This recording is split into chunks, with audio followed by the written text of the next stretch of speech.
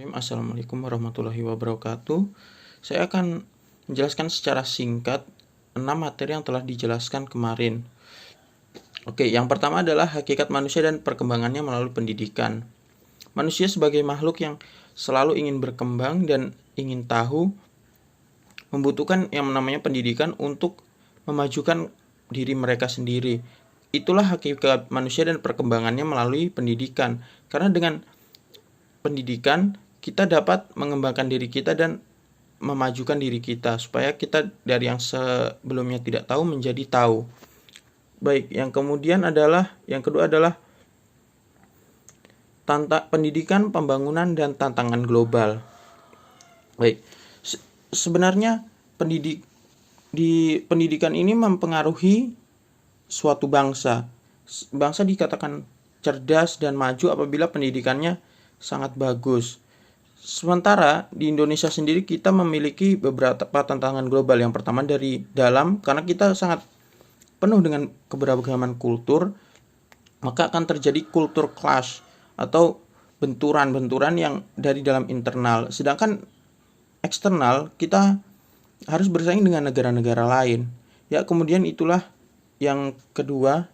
Yang ketiga adalah sistem pendidikan, pengertian sistem pendidikan. Salah satu pendekatan yang dapat digunakan untuk menentukan kualitas proses pendidikan adalah pendekatan sistem.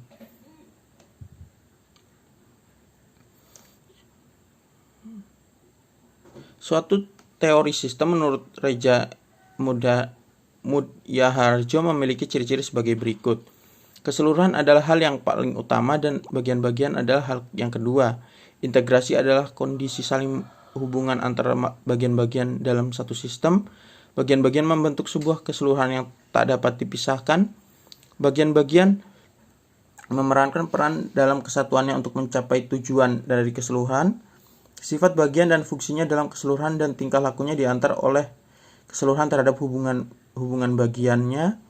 Keseluruhan adalah sebuah sistem atau sebuah kompleks atau sebuah konfigurasi dari energi dan berperilaku seperti suatu unsur tunggal yang tidak kompleks. Segala sesuatu haruslah dimulai dari keseluruhan sebagai suatu dasar.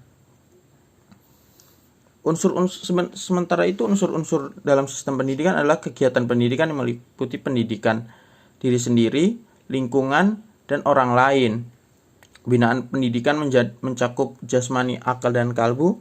Tempat pendidikan yang mencakup rumah tangga, sekolah, dan masyarakat. Komponen pendidikan mencakup dasar, tujuan, materi, metode, media, evaluasi, administrasi, dana, dan sebagainya. Kemudian yang selanjutnya adalah pandangan-pandangan tentang pendidikan. Banyak para ahli yang ini terpisah-pisah karena menurut para ahli ada yang berpendapat bahwa pendidikan itu dari dalam diri sendiri dan tidak dipengaruhi oleh orang lain seperti naturalisme. Ada juga yang berpendapat bahwa pendidikan semua itu tergantung dari pendidik. Ada juga yang berpendapat bahwa kita hanya perlu memberitahu peserta didik tentang informasi dan peserta didik itu yang akan mengolahnya dan menjadikan dia orang seperti apa selanjutnya. Baik, yang selanjutnya batasan tentang pendidikan. Perbedaan antara memahami hakikat pendidikan yang secara ringkasnya adalah perbedaan antara ilmu pendidikan dan batasan tentang pendidikan yang akan kita bahas. Jadi perbedaan antara ilmu pendidikan dan pendidikan adalah pendidikan mencakup pengetahuan, keterampilan, dan penelitian, sedangkan ilmu pendidikan itu dia sudah keterapannya ya, sistem pendidikan, tujuan pendidikan, dan materi. Sementara itu, batasan-batasan tentang pendidikan adalah sebagai proses transformasi budaya, pembentukan pribadi, penyiapan warga negara, penyiapan tenaga kerja, dan definisi menurut GBHN. Dan yang kelima,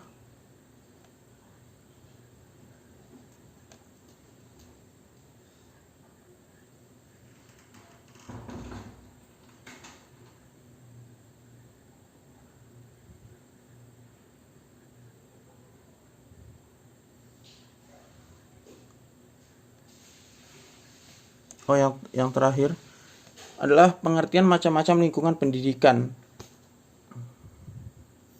Lingkungan pendidikan secara garis besar adalah lingkungan yang dimaksud lingkungan adalah segala sesuatu yang melingkupi proses berlangsungnya pendidikan berupa lingkungan fisik, sosial, budaya, keamanan, dan kenyamanan.